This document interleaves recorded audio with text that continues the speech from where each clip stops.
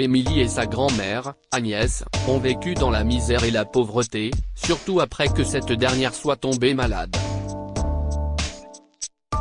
Mais après s'être rendue à un entretien presque raté avec un homme d'affaires local à la mauvaise réputation, leur vie bascule. Émilie s'assoit sur le bord du lit du petit appartement d'une chambre. Elle tapote doucement le front en sueur de sa grand-mère avec un linge humide, en prenant bien soin de ne pas la faire souffrir davantage. Elle regarde anxieusement sa grand-mère Agnès, qui semble pâlir de jour en jour. La plupart des jeunes de 24 ans passaient leur temps à tomber amoureux, à faire la fête ou à travailler dur dans leur carrière naissante. Mais pas Émilie. C'était la vie qu'elle avait appris à connaître. Bien que le fait de voir sa grand-mère dans un tel état l'ait profondément attristée, elle s'est réjouie de pouvoir être là pour elle. Grand-mère est la femme qui l'a recueillie lorsqu'elle était bébé, après le décès de ses parents. Sur le papier, Agnès était sa grand-mère, mais pour Émilie, elle était la seule mère et le seul parent qu'elle ait jamais connu. « Oh, ma belle enfant », dit Agnès, le souffle court, en regardant sa petite fille en plissant les yeux. Les paroles d'Agnès n'étaient pas loin de la vérité. Émilie était d'une beauté gracieuse et, si elle l'avait voulu, elle aurait pu avoir n'importe quel jeune homme. Mais elle ne s'était jamais préoccupée de ses futilités, même si, comme la plupart des jeunes femmes de son âge, elle désirait ardemment rencontrer son prince charmant. Elle avait essayé de sortir avec un homme qui semblait être l'homme de ses rêves, mais il s'est avéré être un cauchemar avide d'argent qui la hante encore aujourd'hui, la harcelant dès qu'il en a l'occasion. J'aimerais vraiment que tu ne passes pas autant de temps à t'inquiéter pour moi et que tu vives ta vie, poursuit Agnès. Je vis ma vie, grand-mère. Et tu en es sans aucun doute la meilleure partie, dit Émilie avec un sourire bienveillant. Dieu seul sait ce que je ferais si tu n'étais pas là, dit Agnès. Je me pose souvent la même question à ton sujet, répond Émilie avant de faire une longue pause et de grimacer d'inquiétude. Mamie, ta température semble augmenter et tes médicaments sont en train de s'épuiser, dit Émilie avec un soupir sincère. Je sais, ma chère. Mais ma pension n'est pas extensible à l'infini, répond Agnès, dépitée.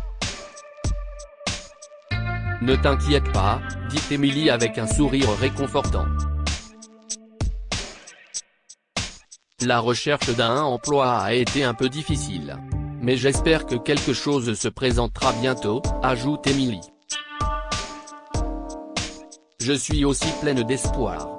Dieu trouvera un moyen. Il le fait toujours, dit Agnès, fatiguée. Si est vrai.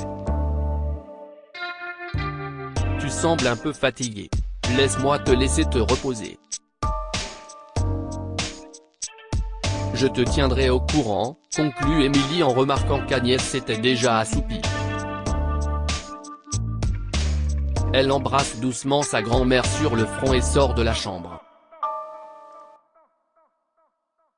Émilie quitta la maison et prit le bus.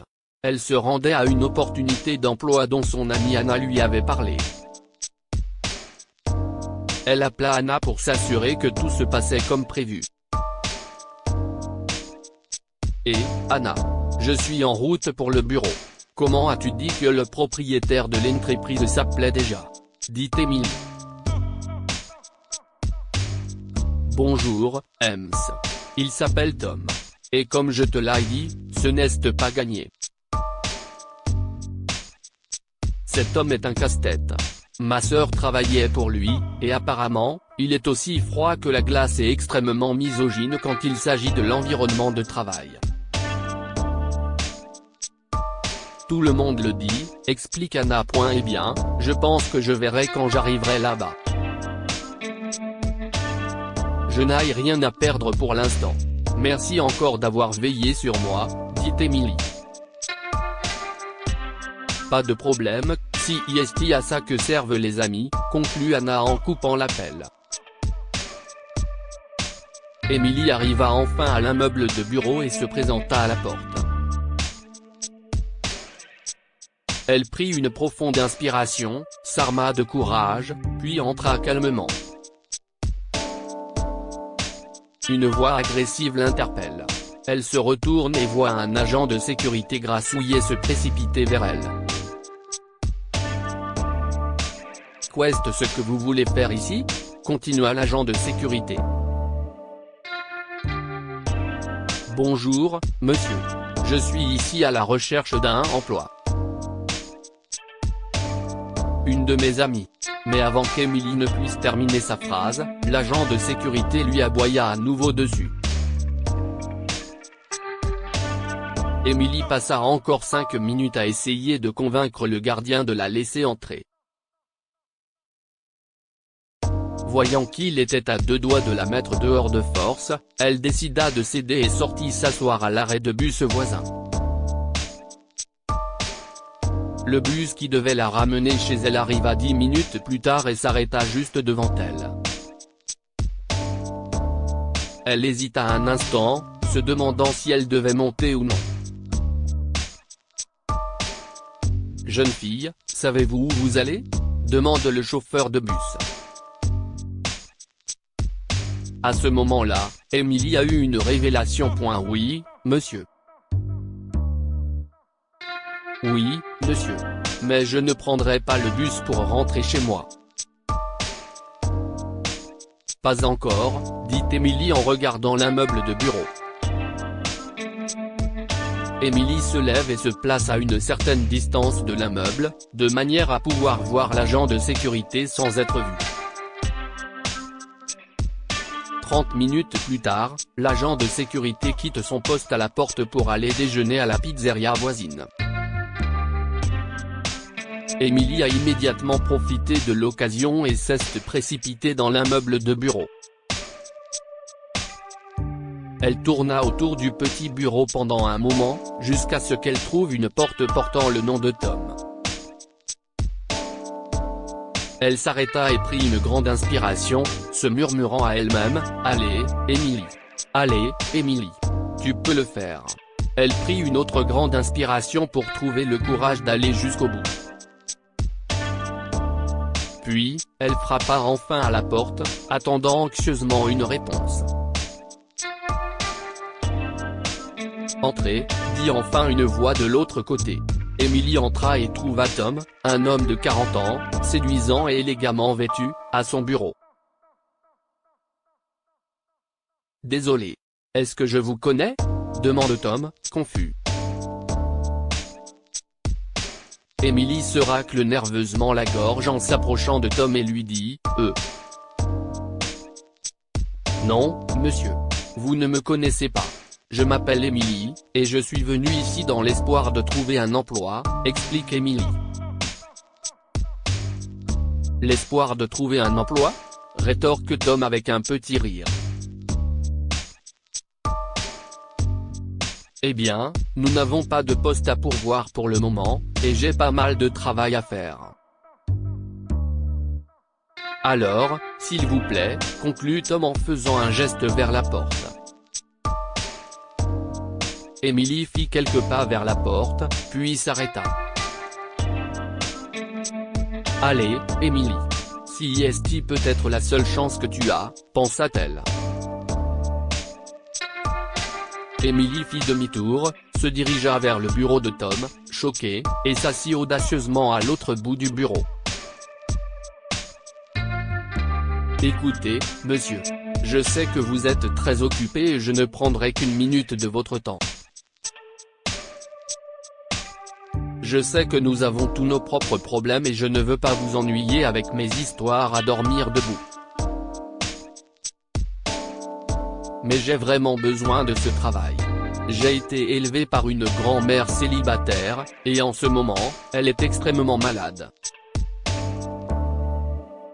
Son traitement est coûteux et je ne peux pas rester sans rien faire. Je vous en prie. Je ferai n'importe quoi.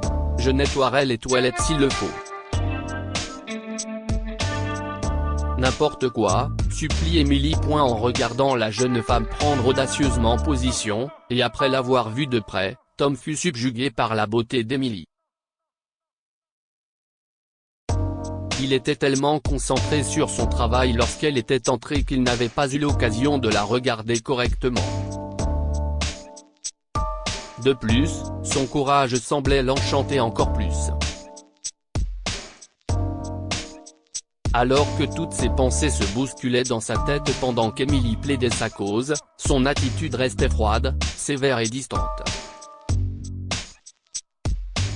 Il ne bougeait pas d'un pouce, sans jamais faillir.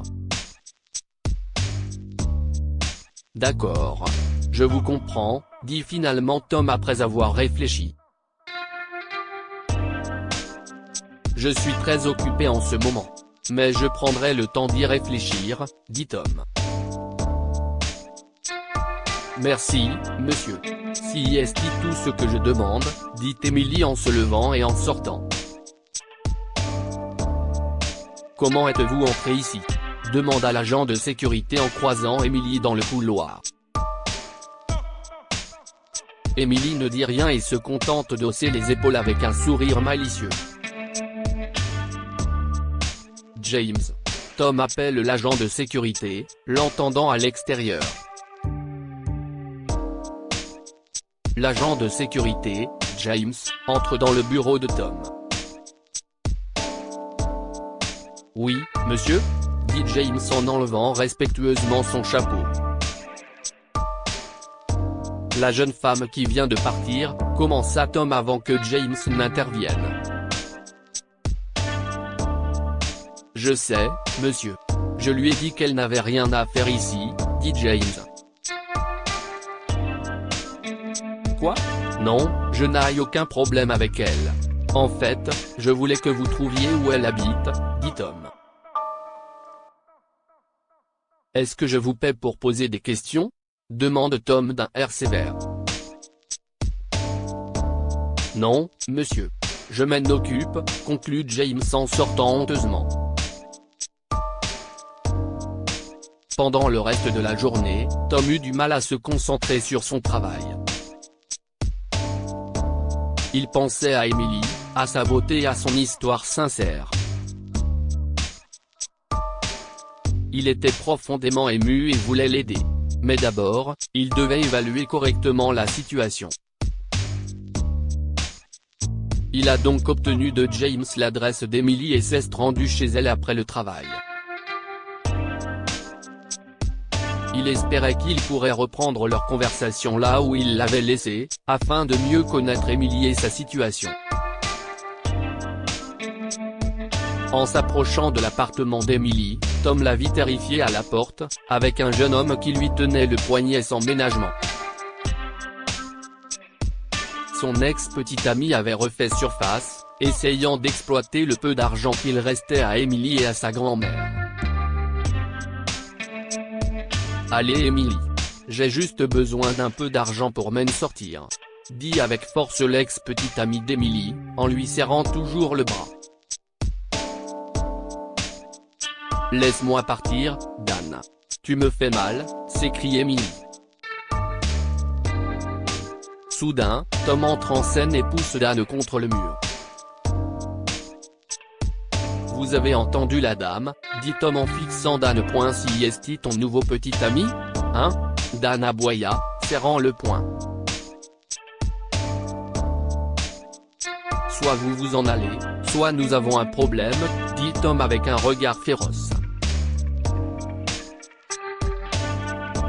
Peu importe, dit Dan en s'enfuyant. Vous allez bien? Demande Tom en saisissant délicatement sa main meurtrie. Oui, balbutie Emily, déconcertée. Si est mon condex. UHM. Qu'est-ce ce que vous faites ici? Poursuit-elle. Eh bien, j'ai eu un peu de temps pour réfléchir et j'ai pensé que nous pourrions continuer notre conversation, explique Tom. Oh, bien sûr. Entrez, s'il vous plaît, dit Emily en faisant entrer Tom. En entrant dans l'appartement d'Emily, Tom observe les mauvaises conditions de vie, le papier peint décollé, les meubles en lambeaux et la petite pièce exiguë qu'Emily et sa grand-mère partagent. Son cœur fondit lorsqu'il vit une frêle Agnès allongée sur un lit, toussant et luttant pour respirer. Je ne vais pas vous faire perdre votre temps. Je voulais juste vous faire savoir que nous avons une place pour vous. Il ne s'agira pas de récurer les toilettes, mais cela impliquera beaucoup de paperasserie. Cela devrait vous aider à vous occuper de votre grand-mère et de vous-même, dit Tom avec un sourire chaleureux. Quoi? Emily fondait en larmes, criant de joie. Je n'arrive pas à y croire. Merci beaucoup, cria Emily, sautant dans les bras de Tom et le serrant fort dans ses bras. UHM. Désolé. CIST juste une grande nouvelle, dit Emily en se retirant maladroitement, remarquant son audace. Ce n'est pas grave, répondit Tom avec un petit rire. Je dois demander, cependant. Pourquoi? Dit Emily. D'abord, pour votre audace. J'aurais bien besoin de quelqu'un comme vous au bureau. Ensuite, je n'ai pas toujours été ce qu'on appelle un homme d'affaires prospère. En fait, j'ai été élevé dans des conditions semblables aux vôtres. Ma propre grand-mère est décédée parce que ma famille n'avait pas les moyens de payer son traitement. Je n'aimerais pas que la même chose arrive à quelqu'un d'autre, explique Tom, faisant de son mieux pour retenir ses larmes alors qu'il évoque son passé tragique. Emily vit que les yeux de Tom commençaient à briller et qu'une larme tombait sur sa joue. Elle le suivit tendrement tandis qu'ils se regardaient dans les yeux comme s'ils se voyaient enfin pour la première fois. Je suis désolé. Je suis parfois un peu direct, dit Emily pour briser la glace. Ce n'est pas grave, répond Tom. Vous savez, les gens disent que vous êtes une mauvaise personne. Et une partie de moi pense que vous préférez peut-être ça. Mais je n'y crois pas, dit Emily, presque en chuchotant. Il ne faut pas croire tout ce que les gens disent, répondit Tom. Non, on ne peut pas. Les gens jugeront toujours. Et si est-il facile de le faire quand on ne connaît pas l'histoire de quelqu'un? Et nous avons tous une histoire. Je voudrais juste vous remercier encore une fois de m'avoir aidé avec la mienne, dit Emily. Si est-il avec plaisir que je vous remercie. Qui sait? Peut-être qu'un jour vous ferez la même chose pour moi, dit Tom en se dirigeant vers la porte. J'espère que votre grand-mère se rétablira rapidement. Et je vous verrai demain matin à la première heure, conclut Tom en sortant. Emily resta debout, rougissant en regardant Tom partir. Au cours des mois qui suivirent, Emily était enfin en mesure de payer le traitement de sa grand-mère, et elle se rétablit vite. Malheureusement pour Tom, les choses n'allaient pas aussi bien pour son entreprise. Il a commencé à rencontrer des problèmes de trésorerie et s'est battu pour maintenir son entreprise à flot. Emily a parlé à Agnès des problèmes que Tom rencontrait avec son entreprise et, se sentant obligée d'aider l'homme qui lui avait sauvé la vie, elle lui a demandé de s'arranger pour inviter Tom à dîner. Plus tard dans la soirée, ils s'assoient tous les trois à une table emplie de gaieté où ils dégustent le fameux pain de viande de grand-mère Agnès. Merci pour ça, Agnès, dit Tom alors qu'Agnès débarrasse la table. Grand-mère, ne te dérange pas. Je vais nettoyer, dit Émilie en se levant pour aider. Si est absurde. L'une des bénédictions d'avoir recouvré la santé est de pouvoir être utile. Si est un plaisir pour moi de pouvoir vous servir. Tom et toi pouvez faire la vaisselle, dit Agnès en se tournant vers Tom. Et vous, mon cher, vous n'avez pas à me remercier. Si est le moins que je puisse faire après que vous nous ayez aidés, ma fille et moi, à nous remettre sur pied. Je suis celle qui devrait le dire, dit Agnès en riant. En fait, j'ai quelque chose pour vous, dit Agnès en allant dans la chambre. Tom et Émilie échangent un regard confus. Agnès revient avec une boîte à bagues qu'elle tend à Tom. Qu'est-ce que si est-il ? Demanda Tom, confus. Il l'ouvre et trouve une bague à l'intérieur. Si est-il une réponse à vos problèmes de trésorerie, dit Agnès. Si est-il l'alliance de grand-père ? Demande Émilie, émerveillée. Oui, ma chère. Tom devrait pouvoir en tirer quelque chose à la bijouterie. Ce n'est pas grand-chose, mais cela devrait vous permettre de gagner du temps jusqu'à ce que vous puissiez remettre les choses en ordre. Je sais que vous en êtes capable. Vous avez juste besoin d'un peu d'aide, dit Agnès. Grand-mère, tu ne peux pas donner ça. Si est-il un de tes biens les plus précieux, dit Émilie. Je suis d'accord avec Émilie, madame. Je ne peux pas accepter ça, a dit Tom en le rendant. Vous nous avez aidés au moment où nous en avions le plus besoin. Il est juste que nous fassions de même. Maintenant, s'il vous plaît, mon enfant, acceptez mon cadeau et utilisez-le pour donner du travail à ma petite fille, insiste Agnès en le rendant à Tom. Merci beaucoup. Vous me sauvez la vie, Agnès, dit Tom en acceptant le cadeau. Je pourrais en dire autant de vous, jeune homme, conclut Agnès. Le lendemain, Tom a apporté la bague à un prêteur sur gage et a investi l'argent dans son entreprise. Au bout d'un certain temps, non seulement les affaires reprennent, mais Tom s'en sort encore mieux qu'avant. Tom a organisé un dîner chez Agnès pour remercier Agnès et Émilie de ce qu'elle avait fait.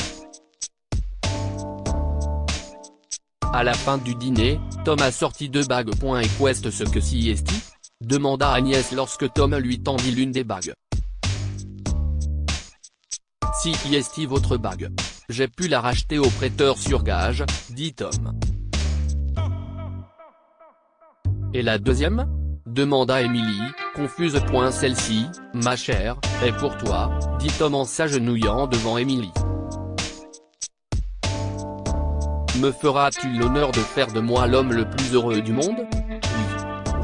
Oui, hurle Émilie avant que Tom n'ait pu prononcer un seul mot. Tom et Émilie se sont mariés 2 mois plus tard lors d'une petite cérémonie, entourés de leurs amis et de leur famille. Agnès était aux anges lorsqu'elle a enfin pu conduire sa petite fille à l'hôtel. Émilie, quant à elle, était tout simplement ravie de savoir que le vrai Tom était bien meilleur que tout ce que les gens avaient essayé de lui faire croire. Que pouvons-nous apprendre de cette histoire ? Ne jugez pas les gens sans connaître leur histoire. Les gens s'étaient fait leur propre idée de qui était Tom, mais personne ne connaissait vraiment son histoire. En fin de compte, nous avons appris qu'il était loin de l'image que les gens avaient de lui. On récolte ce que l'on sème. Soyez gentil, et la gentillesse vous reviendra. Tom avait fait preuve de gentillesse envers Émilie et Agnès, et en fin de compte, elles lui ont rendu cette gentillesse de bien des façons. Partagez cette histoire avec vos amis. Elle pourrait égayer leur journée et les inspirer.